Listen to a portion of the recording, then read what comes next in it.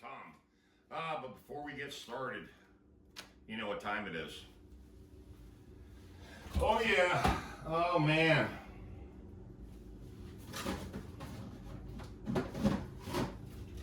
I just wanted to show you this. This, of course, is picked out of the garden. Nice, huh? That's about all of it. It's all dried up. But I was able to get some stuff out of it. Oh, what a day, what a day, what a day. And the topic of today's video is, hold on. What? Budweiser. You know what? It's kind of funny. I don't like it. But it's all I had at the store. Anyway, the topic of today is the world is not the same place as it used to be. I just came back from a very, very good friend of mine's house who also happens to be a very, very good customer of mine. He just lost his wife to a massive heart attack 7 months ago, okay? Excuse me. I've been talking to, I was at his house, I just left his house, and we've been talking for hours and hours and hours. And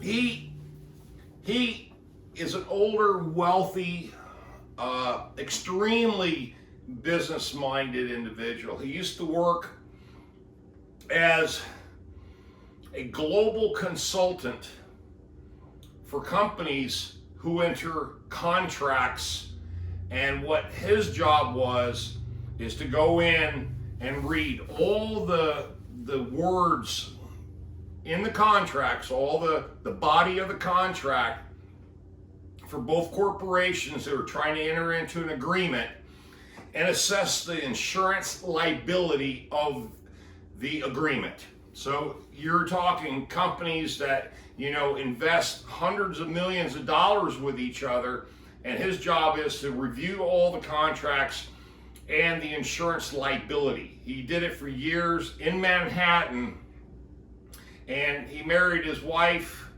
I knew her personally, and I be honest with you, it was hard for me to grasp that she passed, because he called me and just let me know, hey, my wife died, and I just want to let you know, since you and I have become good friends. And I go to his house about once every month or so just to check in on him, because he lives in this big, huge house all alone. Now, he does have a lot of extended family members, and I know all of them. They all know me, and they actually enjoy me going over there and just sitting with them for a few hours and just guy talk, you know, just guy talk. Well, him and I were reflecting on family. And since I don't have any family, I don't have children, I'm not married, don't have pets, and I don't have an extended family at all, really. I've got a half sister, and that's it. My mother's still alive, but he asked me a pretty important question. He says, Tom, do you have a will? And I said, no, I don't. He said, you need to make one up. Because as I know you've got a successful business, you own a lot of property, and you have a lot of stuff, equipment, vehicles, and all this stuff. You need to get something going there. And I asked him a point blank question. I says, Phil, I says, I would never leave it to my half sister, because she's really terrible with money and she has no concept of business. So that would be just really a waste of time and money, even if I passed, you know, and she got everything. She wouldn't know what to do with it, to be honest with you. I mean, she'd probably spend the cash real fast, but she would dissolve everything else, and I think that's a crying shame. Here's what he told me. Now, he's a multimillionaire. He owns a big, huge house down in Florida, somewhere in Boca Raton, I think.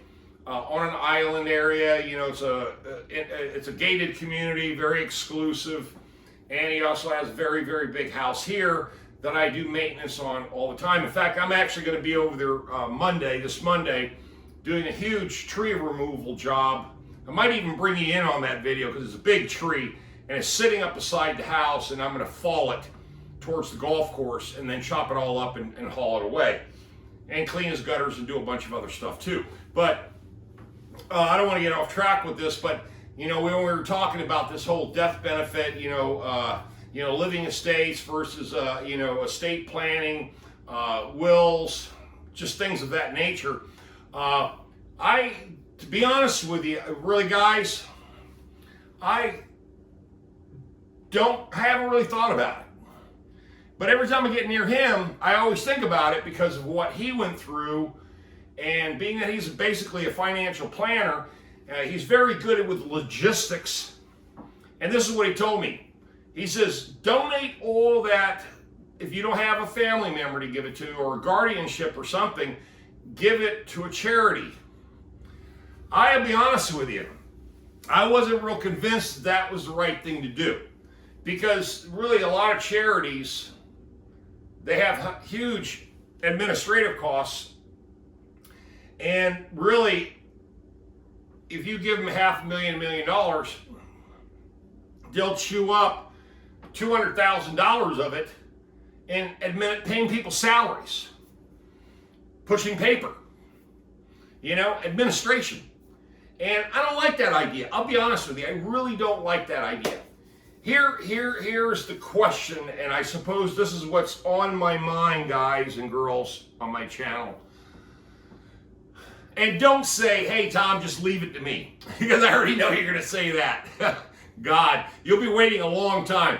But the bottom line is, in all seriousness, is I really don't want to give to a charity. I don't trust them to the point where I would say, yeah, here, take all this. Because a lot of my assets are equipment, land, and things like that. So in reality, they would be going through this big sell-off. And basically that's what it would boil down to. They would just sell it all off. And then, and try to liquidate it into cash. So I'm gonna start doing my research. Here's the question. What would you do? Let's just take a random number. I'm not trying to, tell you how much I'm worth and nothing like that. I do well. I'm not a multimillionaire by no stretch of the imagination. I have made quite a bit of money, but the problem for me is when you go, how do you? Because a lot of times families bicker over estates and wills and money. You see the Hollywood stories, all the stuff on TV,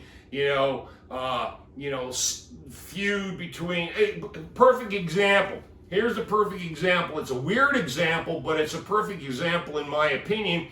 Is the Britney Spears conservatorship, where the father was awarded the conservatorship to basically oversee the entire estate and also her reproductive body, so she can not make those decisions on her own.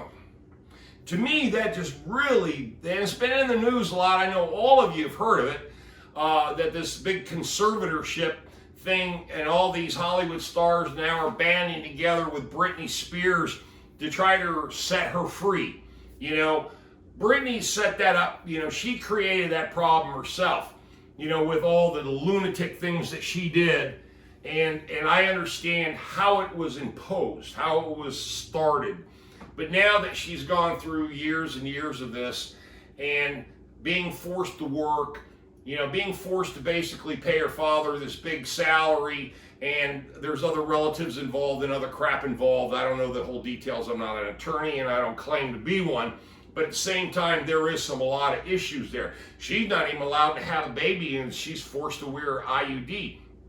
I know that's a little bit off track, but that's when you lose control of your life, okay? You lose control of your finances. But let's say you're in control of all your finances up to the day you die. You're of sound body, of sound mind, and you have to make a decision. What do you do with your shit? That's the question. What would you do with your shit? How would you divvy it up? What would you do with it? Who would you give it to? How would you do it? I really need to hear your feedback because I know a lot of people on my channel, you guys, are really very, very smart. And I'm glad I have you on my channel because I really do trust your opinions on a lot of topics and a lot of issues that for all these years I've been doing YouTube, your feedback has been essential to a lot of decisions I make and the way I go about certain projects and jobs and the way I think about things. So I really want you guys to participate in this. This is important. If, let's say the number is, let's just say, let's take $500,000. It could be cash, 401k, retirement, and that's another thing. I get a big Social Security retirement benefit that no one gets because there's no relatives that are related to me that would get that. So there's a big waste, plus all the equipment and the business. The business itself is worth a lot of money. Mr. Fixall's worth a lot of money because it's a trademark. It's actually franchisable. And the whole point is that there's a lot of future income on the line if somebody stepped into the picture after my passing. So, how would you handle it? What would you do? I want to hear from you because, like I said, for the last several hours, I've been sitting down with Phil and we've been going over this because now he's in his mid-70s. He just lost his wife. He's a multi-millionaire. He's got... He told me, this is what he told me. He trusts everybody within the family except the youngest daughter. Okay? The youngest daughter. To him, she would not know what to do with the money. She would blow through it and basically destroy the estate.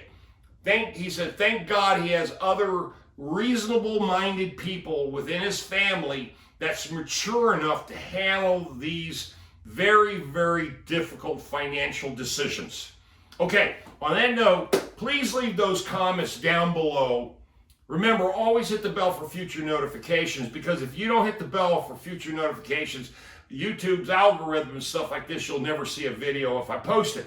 So always thumbs up, subscribe. If you haven't subscribed, it'll be red down there if you're not subscribed. That taskbar will go white if you click it and then you click the bell. So this is a very, very important topic because it involves all of you too.